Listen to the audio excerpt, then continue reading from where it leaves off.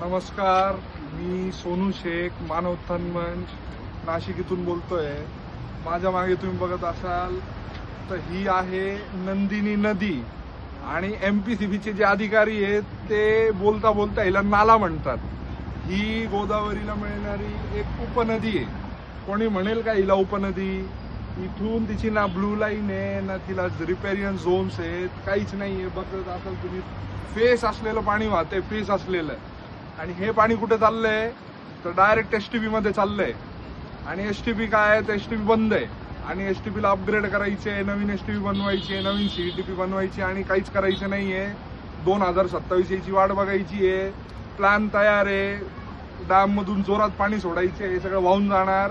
याच गटरीच्या पाण्यात लोकांनी आंघोळ करायचे जे जगभरातून येणार आहे आणि आमचा कुंभमेळा होणार आहे। आणि 40,000 कोटी की 15,000 की जे काही असते 15,000 कोटी ते आम्ही खाऊन जाणार आहे। त्याच्यातले मुख्यमंत्र्यापासून तर IAS ऑफिसर्स जे आहेत NMCचे त्यांच्यापर्यंत सगळे आम्ही वाटून पुसून खाणार आहे। आणि नदी 2012 मध्ये पण अशीच होती, 2027 मध्ये पण अशीच असणार आहे आणि 27 नंतरचा जो कुंभमेळा आहे त्याच्यात पण अशीच असणार आहे।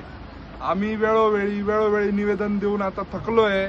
आता आम्ही प्रशासनाला आणि एमपीसीबीला, एस्पेशली एमपीसीबीलाच आम्ही आता आंदोलनाचा इशारा पण मागच्या वेळेला दिला होता। आता पुन्हा एकदा या व्हिडिओतून आम्ही त्यांना विनंती करतोय की तुम्ही सगळे सॅम्पल्स घ्या, त्याच्या टेस्ट प्रॉपर करा आणि खरं लोकांसमोर आणा, जेणेकरून लोक पण जरी नाराज असले तरी ते तुम्हाला मदत करतील आणि आपण सगळे मिळून गोदावरी आणि गोदावरीच्या ज्या उपनद्या आहेत जशी की नंदिनी झाली, नासर्डी झाली, वालदेवी झाली, अशा सगळ्या नद्यांना आपण ठीक करू आणि कुंभमेळा खऱ्या अर्थाने गोदावरीच्या स्वच्छ पाण्यात जिथे पाप धुतले जातील ते करू। आपण अशा पाण्याने पापच करतोय आणि जे रिपोर्ट्सला पोहतोय ना तर आपण पापच करतोय। आणि कुंभमेळा त्यासाठीच आहे की जे करणारे पाप आहेत ना ते आपल्याला धुवायचे। तर तुम्ही काम करा सगळ्या अधिकाऱ्यांना मिळून आणि जे खरं स्वच्छ गोदावरीचं पाणी येईल त्याच्यात आपण सगळे आंघोळ करू आणि तुमचे पाप तरी धुतले जातील। थँक्यू।